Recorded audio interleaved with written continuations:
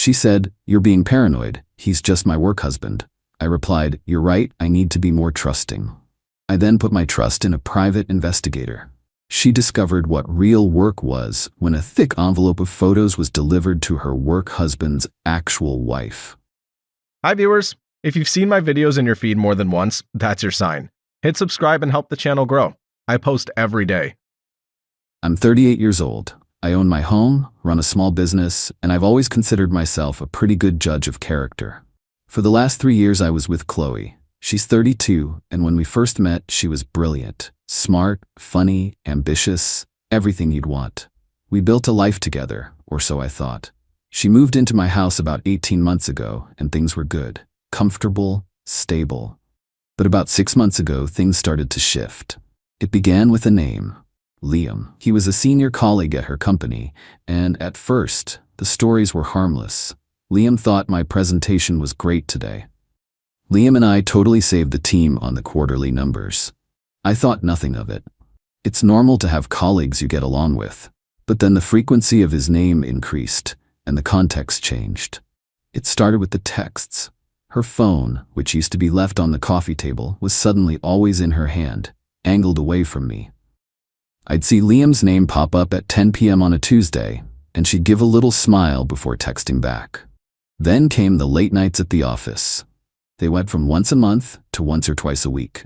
She'd come home smelling faintly of wine, not office coffee, and be buzzing with energy.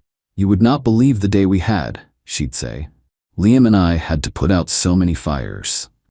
The real shift was in her priorities. One Friday, I had tickets to a concert for an artist she loved. I'd bought them months in advance for her birthday. At 5 p.m., she called me. "Babe, I am so sorry, but we have a huge crisis with a major account. Liam and I have to work all night to get a new proposal ready for the morning. We just have to." I could hear traffic in the background, not an office. When I pointed that out, she got defensive. "I'm in an Uber, Mark, heading back to the office from a late meeting. Do you not trust me?" I ate the cost of the tickets. She came home after midnight, full of apologies but not much guilt. The final straw before the first and only confrontation was an inside joke. We were at a friend's barbecue, and she got a text. She laughed out loud, a genuine, hearty laugh.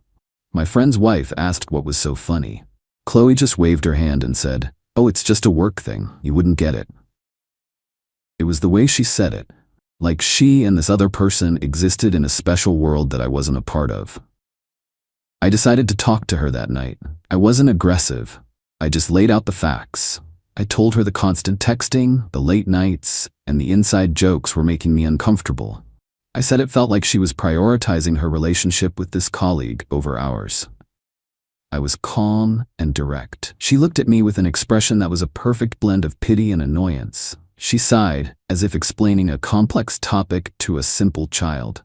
"Mark, you're being paranoid," she said, her voice dripping with condescension. "He's just my work husband. Every woman has one. It's not serious. It's just someone you're close to at the office. It helps us get through the day." I stared at her. "Work husband?" I repeated the term, tasting how much I hated it. "I'm your partner, the person you're building a life with. You don't need a work husband." She rolled her eyes. "See? This is what I mean. You're insecure about it. It's just a silly name. You need to trust me more." And in that moment, something inside me went cold and quiet. The hurt was there, but it was being rapidly overtaken by a strange, chilling clarity. I realized that arguing was pointless. She had her narrative, and I was the insecure, paranoid boyfriend. Any further attempts to discuss it would just reinforce that role. I would be the bad guy. So, I switched tactics. I took a breath and changed my expression to one of acceptance. I even managed a small, apologetic smile. "You know what? You're right," I said, my voice even. "I'm sorry. I'm letting my head get the better of me. I need to be more trusting." The relief on her face was immediate. She smiled, genuinely this time. "Thank you, babe," she said, coming over to kiss me. "I knew you'd understand. There's nothing to worry about, I promise." I promised her I would relax about it. We went to bed and she fell asleep quickly, content that she had successfully managed my silly emotions. I lay awake for hours, not in anger, but in planning mode. The next morning, while she was in the shower, I was on my computer. I wasn't looking for relationship advice. I was searching for the top-rated private investigation firms in our city. I found one with stellar reviews and a background in handling delicate marital and partner investigations. I sent them a discreet inquiry through their encrypted web portal. By lunchtime, I had a response. I arranged a phone consultation for that afternoon, taking the call in my truck between job sites. I spoke to a woman named Sarah, the owner of the agency. Her voice was professional and no nonsense. I explained the situation simply. I told her about the work husband, the late nights, the suspicious behavior, and my girlfriend's complete dismissal of my concerns. I told her I wasn't interested in speculation. I needed facts. I needed irrefutable proof, one way or the other. I wanted to know if they were just having long dinners or if it was a full-blown affair. "And what do you intend to do with the information?" she asked. It was a standard question to gauge the client's stability. "If they're just friends, I'll apologize to my girlfriend and live with the fact that I was wrong," I said honestly. "But if they're not, I just need the truth to make a clean break. I need evidence that can't be argued with or gaslit away." She seemed satisfied with my answer. We discussed rates, and I paid a hefty retainer with my business credit card, not our shared household account. I gave her all the details: Chloe's name, her photo, her work address, her car information. I gave her Liam's full name, which I'd seen on a company email she'd left open once. I told her they often worked late on Tuesdays and Thursdays. The PI, Sarah, told me they would start surveillance the next day. As I hung up the phone, I didn't feel sad or angry. I felt like I had finally taken back control of the situation. Chloe had asked for my trust, and I was giving it to a licensed professional who would find the truth. Update 1. It's been 2 weeks since I hired the private investigator. The time has been educational. The moment Chloe believed I had accepted the work husband story, it was like a permission slip had been signed. Her behavior became more blatant. The late nights became more frequent. The texting was constant, and she didn't even bother to hide the little smiles anymore. It was like she was rubbing my nose in it, confident I had been put back in my box. Living with her during this period was one of the hardest things I've ever done. I had to maintain a mask of normalcy. I'd ask about her day, and she would launch into long, detailed stories about her and Liam, the dynamic duo, conquering the corporate world. "Liam and I just killed it in the strategy meeting today. We were finishing each other's sentences," she'd boast. I would just nod and smile, saying things like, "That's great, hon," while my stomach tied itself in knots. I was playing a part, and the standing ovation at the end was going to be my freedom. Last Friday, I got the first official update from Sarah, the PI. She sent a password-protected email with a preliminary report and a few photos. My heart was pounding as I opened it in my home office. The door locked. The report was professional and detached, just a log of times, dates, and locations. On Tuesday, Chloe and Liam had left their office building at 5:30 p.m. But they didn't go their separate ways. They got into his car and drove to a high-end downtown bistro, not a place you go for a quick work meeting. The PI had a team member inside. They documented them ordering a bottle of expensive wine, sitting side by side in a booth, not across from each other. The photos were grainy, taken from a distance, but clear enough. I could see her hand on his thigh. I could see him lean in and whisper something in her ear that made her throw her head back and laugh. They stayed there for 3 hours before he drove her back to her car, which was still in the office parking garage. Thursday was even more damning.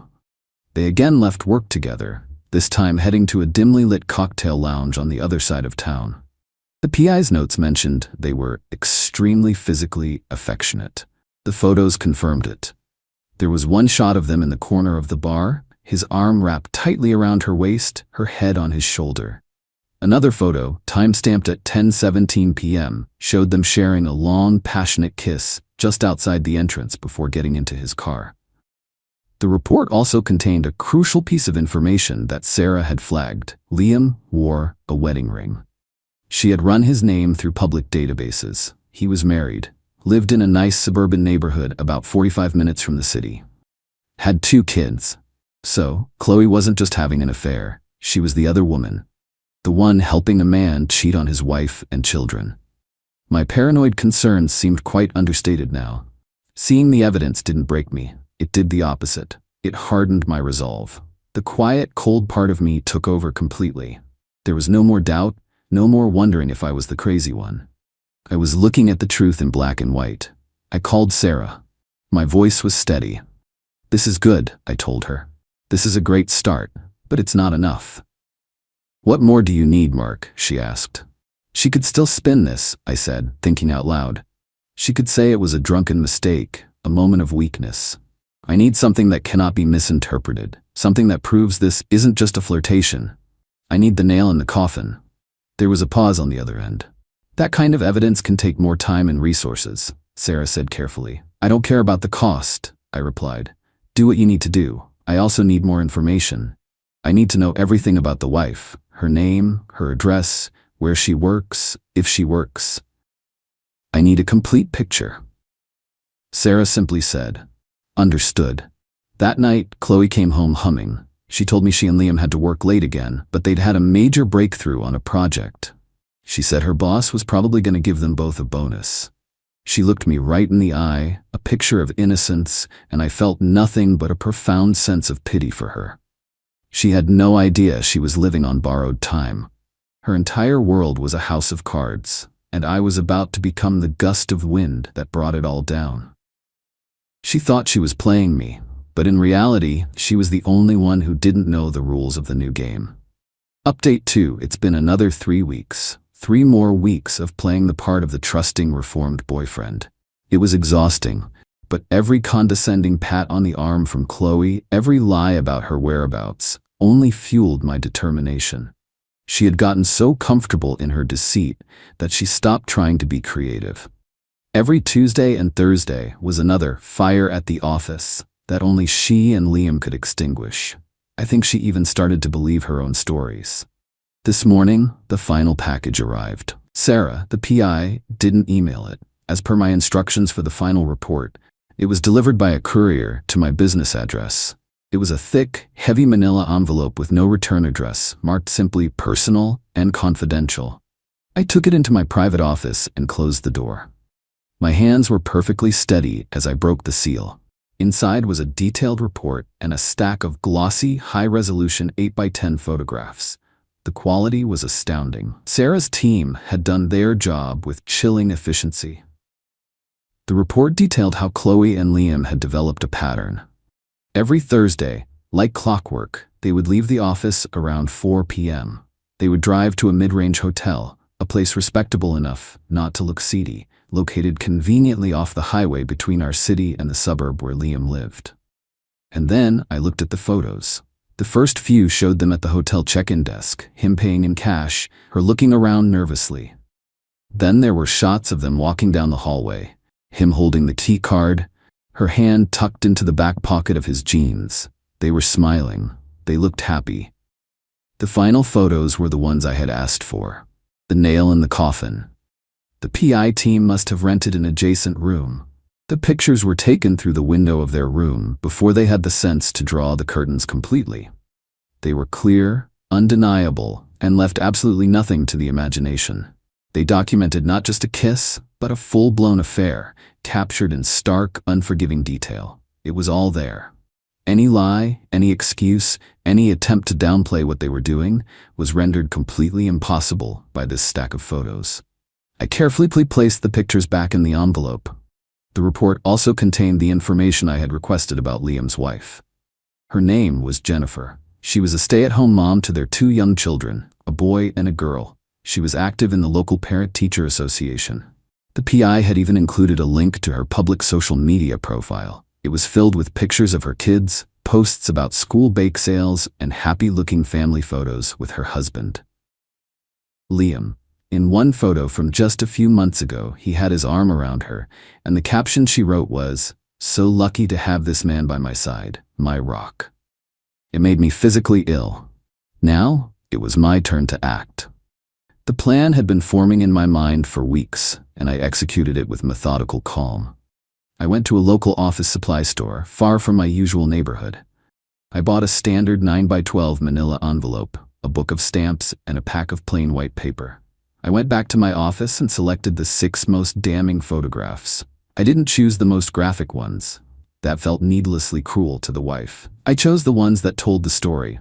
The hotel check-in, the passionate kiss in the parking garage, and a clear shot of them together inside the hotel room.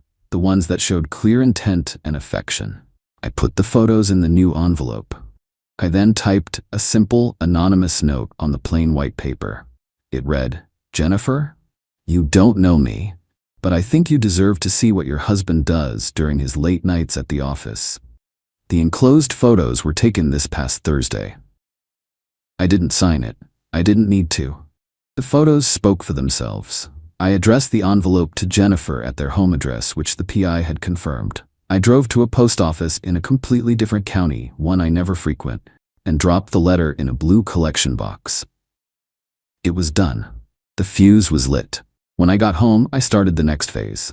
I spent the evening packing. I carefully emptied Chloe's drawers and her side of the closet.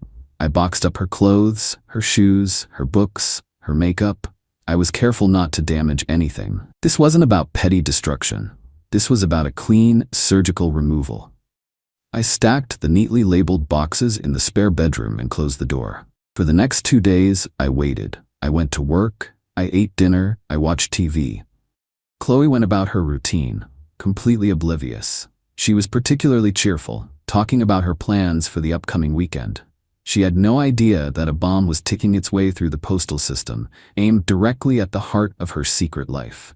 The explosion came yesterday, on a Saturday afternoon. I was in the garage, cleaning my tools when my phone started vibrating non-stop. It was Chloe. I ignored the first call, then a second, a third, a fourth. Then the text started. A stream of pure panic. "Call me now. We need to talk. What did you do? Answer me. Mark, what did you do?" That last text told me everything I needed to know. The package had been delivered. The game was over.